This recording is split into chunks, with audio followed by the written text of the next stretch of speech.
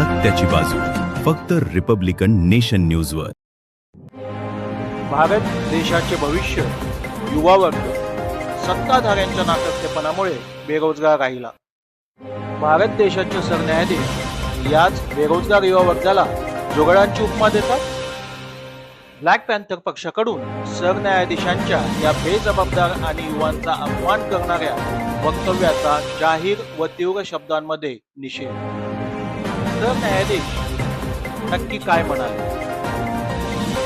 There are youngsters like cockroaches who don't get employment, they don't have place in any professions.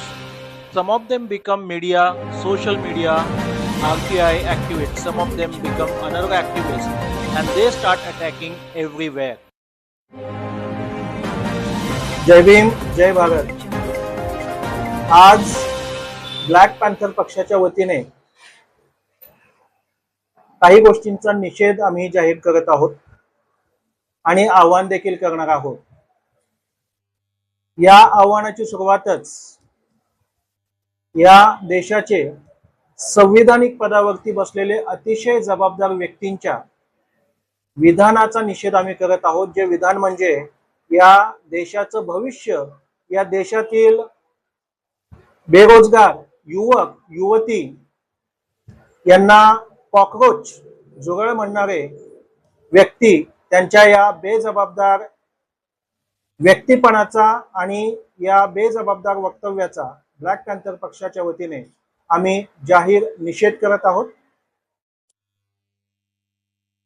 आज मुळातच हा गंभीर प्रश्न प्रत्येकांसमोर उभा राहिलेला आहे आणि प्रत्येक भारतीय नागरिकामध्ये हाच संताप आहे की युवकांना कॉकरोच म्हणणाऱ्या या बेजबाबदार वक्तव्यावरती सत्ताधारी आणि सत्ताधाऱ्यांबरोबरच भारतीय जनता पार्टी, ज्यांनी मागे बरीचशी आंदोलनं निदर्शनं केलेली होती काही ठराविक मुद्द्यांवरून, आज या बेजबाबदार वक्तव्याच्या विरोधामध्ये भारतीय जनता पार्टी व त्यांचे कार्यकर्ते गप्प का आहेत आणि अशा बेजबाबदार वक्तव्यावरती जे मुळातच या देशाच्या भविष्यावरती हे जे बेजबाबदार वक्तव्य करण्यात आलेलं आहे, तरी देखील या भारताचे आदरणीय प्रधानमंत्री साहेब तसेच या भारताच्या सर्वप्रथम नागरिक आदरणीय राष्ट्रपतीजी या देखील गप्प का आहेत, हे अतिशय गंभीर प्रश्न आज प्रत्येक नागरिकांना पडलेले आहेत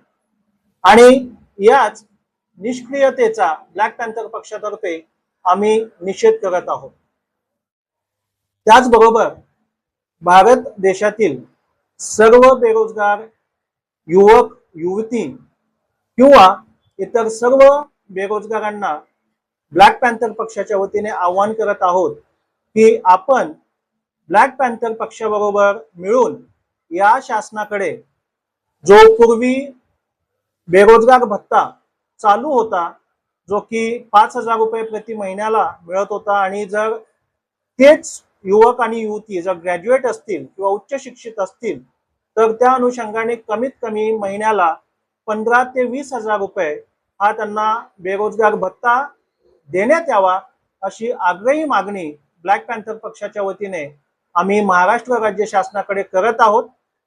ही मागणी केवळ आपल्या हितासाठी आहे हे सर्वांनी लक्षात घ्यावे आणि जास्तीत जास्त बेरोजगारांनी ब्लॅक पॅन्थर पक्षाशी संपर्क साधून आपले समर्थन ब्लॅक पॅन्थर पक्षाला द्यावे, असे आम्ही आपणा सर्वांना आवाहन करत आहोत।